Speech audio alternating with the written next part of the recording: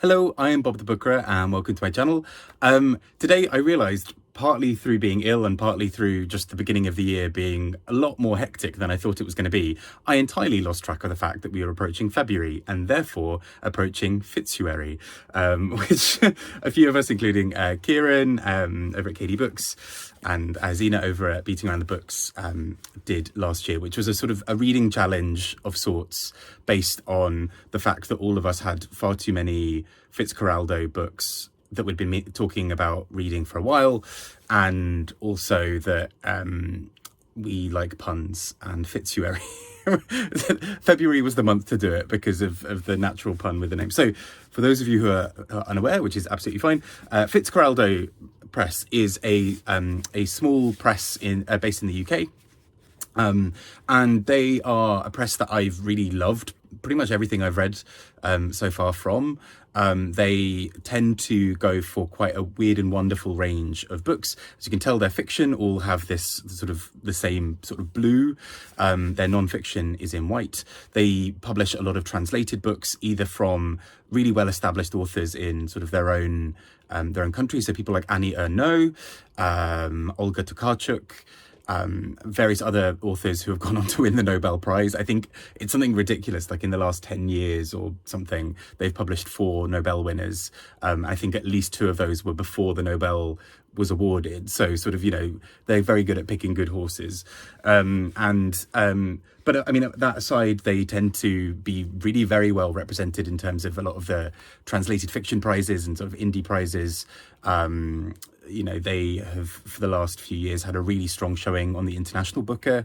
So part of me doing some reading here is also maybe to get ahead of the fact of the International Booker long list coming up. And so, yeah, I think basically they've just published a lot of books that I've really enjoyed in the past. And so for Fitzuary, so named, the idea is just to read, even if it's just one book from Fitzcarraldo Press, at least published in the UK, if you're able to get those either physically or as audiobooks or via Scribd, who I think have a lot of theirs, or through any other app or what have you. But just to kind of give it a try, just because I think there are some really exciting ones in there. I will obviously naturally push Annie Ernaux, just because I really enjoyed reading her books last year. But I think the ones that I've sort of got on my radar that I've been holding on to for a little while and been meaning to read are as follows, and including some advanced copies that I'll be talking about, because I will definitely be reading those, partly because I sort of have to, because I've gotten versions of them and I now owe the NetGalley a review and the publishers a review. But I'm also really excited to read them. So I'll be talking a little bit more about those in my weekly roundups, and you'll see those come up. But 4 others that I've had lying around for a little bit that I'm just going to very quickly talk about are these.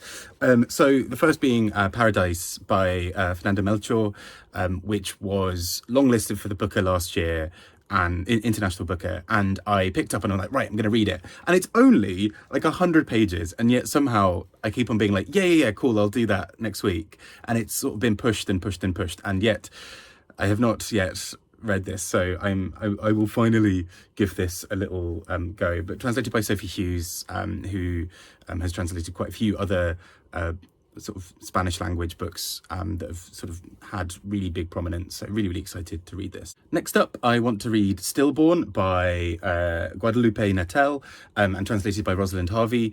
And this is a book, as the name sort of suggests, a lot about birth and motherhood, and particularly about choices that people make about whether or not to have children. And so at the heart of this book, we have several characters who are debating what they want to do.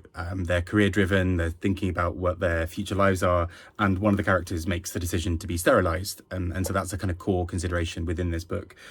So I'm really intrigued to read this, as tricky as the subject matter sounds, but I keep on hearing really good things about this, so I'm very keen to check it out. And it probably also has a shot, I think, if it's eligible timeline wise, to be on this year's International Booker, so I'll give it a little go. There is also the Netanyahus by Joshua Cohen, which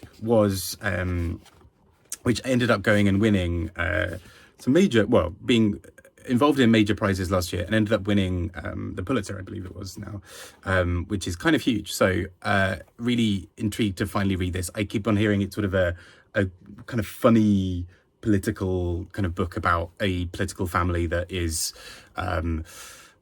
controversial, to say the least, and sort of what have you. But it sounds like there's a sort of dark comedy aspect to this that I'm really keen to check out. So let's see how that one goes.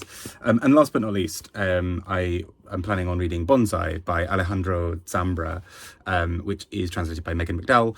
And so Zambra appears to be, from what I've heard, this sort of very odd Chilean sort of wunderkind in some ways of sort of literature, where lots of people really love him and think he's this brand new sort of second coming of sort of like incredible new wave literature, and is really sort of, you know, in the future. And other people who just hate him and think he's pretentious. So really intrigued to see which way I fall on this one. It's a very, very short book. I mean, we're talking like 70 pages, if that. And he has another book, The Secret Life of Trees. And you know how much I love a tree. So, which I'm also planning on reading, which is due to come out soon. So both of these technically are eligible for the International Booker. Which ones will have been submitted is a different thing entirely.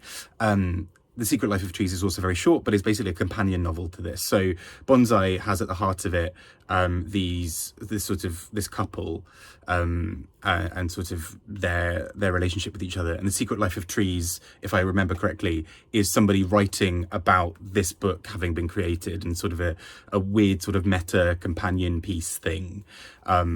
So I'm expecting it to be a little bit wild. And also, if I hate this, we'll see how I go with the companion piece of it. But it should hopefully be very exciting. And that's not to mention just all of the other incredible books that are coming out soon. So Owlish being one of them, which I'm really looking forward to reading. The Birthday Party. I'll talk more about these in weekly roundups when I've read them. But just lots of really exciting books. I think Fitzcarraldo just is a bit of a mammoth in terms of... Mammoth, not the right word. It's just, they do a lot of incredible things with a very, very small staff team.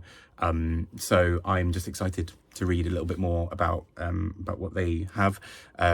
Let's check these ones out. I'd really also just love to hear if there are any Fitzcarraldo books that you're planning on reading. I realise people outside of the UK, a lot of these books will be published by different publishers.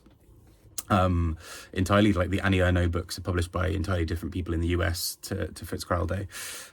But regardless, if any of these books sound interesting, or any other similar books, please do check them out. And there is absolutely zero pressure. Fitzuary is not meant to be, another challenge to beat yourself over the head with. As I'm telling myself this, particularly given as well that we are currently in prize season, at least one of the many book prize seasons of the year, where we've just had about 3 or 4 announcements of long lists, and I'm already tired and I'm already maxed out on my library reservations trying to get hold of all of them. The joys of it. But I'm also very excited. There are lots of incredible books being published, and let's see how that all goes. We're also due to see the new Jon Fosse books, also published by Fitzcarraldo, and some other books coming out this year. So yeah, no pressure, take it as you will. Lots of Fitzcarraldo books are very, very short, so sometimes it might even just be an hour or two of an audiobook from Scribd. All still counts, but just to give a really nice little press a little bit of love. I've been Bob the Booker, talking about indie presses and puns. Who would have thought? Take care and speak to you all soon. Bye bye.